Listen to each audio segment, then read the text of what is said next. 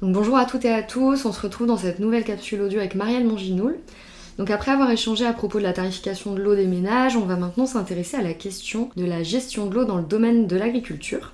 Est-ce que vous pourriez nous expliquer comment est fixé le prix de l'eau pour les agriculteurs et agricultrices? Alors, les agriculteurs, ils prélèvent de l'eau de différentes manières.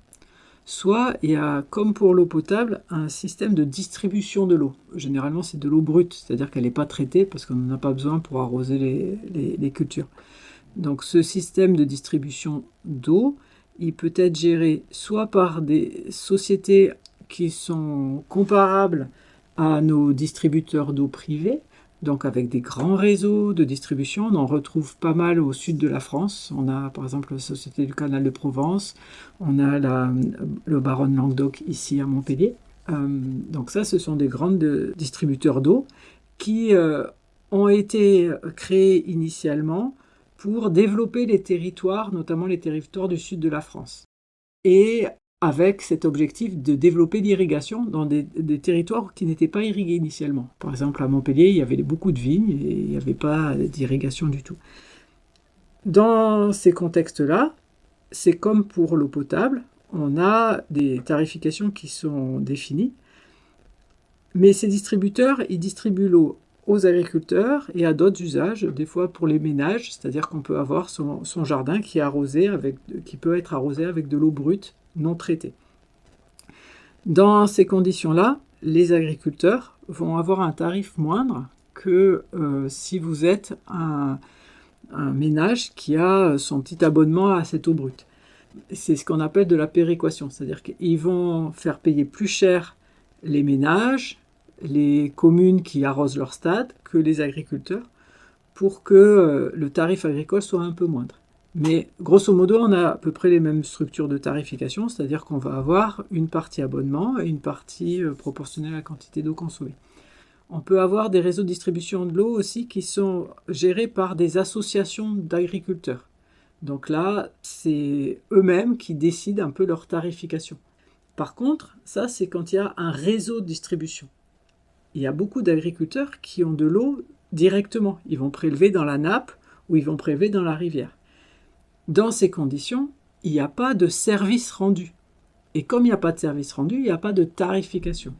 Par contre, ça ne veut pas dire qu'ils ne payent rien. Normalement, s'ils ont déclaré leur forage, s'ils ont déclaré le fait qu'ils prélèvent dans la rivière, ils vont devoir payer une redevance à l'agence de l'eau, qui n'est pas énorme, mais qui est là pour dire « Attention, cette eau, si vous la prélevez, quelqu'un d'autre ne pourra pas l'utiliser ». Et est-ce que vous pourriez nous expliquer pourquoi parfois, par exemple, on peut voir des cultures qui sont arrosées en pleine journée l'été? Pourquoi ce genre de pratique existe alors qu'on sait que l'eau s'évapore beaucoup plus à ce moment-là de la journée? Est-ce que c'est une pratique cohérente dans un contexte où on nous incite à ne pas gaspiller la ressource? Dans le cas que vous citez, je pense que c'est un cas où on a donc des agriculteurs qui sont organisés en association, qui ont donc développé un réseau d'irrigation.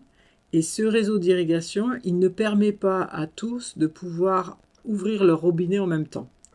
Enfin, si on permet à tous d'ouvrir le robinet en même temps, ça veut dire que le réseau, il est vraiment robuste et bien dimensionné pour satisfaire tout le monde en même temps.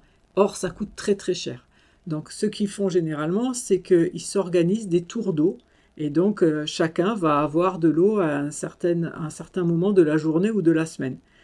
C'est comme ça que, très souvent, eh bien, on voit quand même des gens qui arrosent en pleine journée, en plein soleil, parce que c'est le moment où ils ont leur tour d'eau. Et s'ils ne le faisaient pas, ben, ils n'auraient pas d'eau, tout simplement. Ce qu'il faut savoir, c'est que si on voit qu'ils arrosent en pleine journée, c'est très certainement que la ressource, elle est quand même disponible, parce que sinon, il serait interdit d'arroser.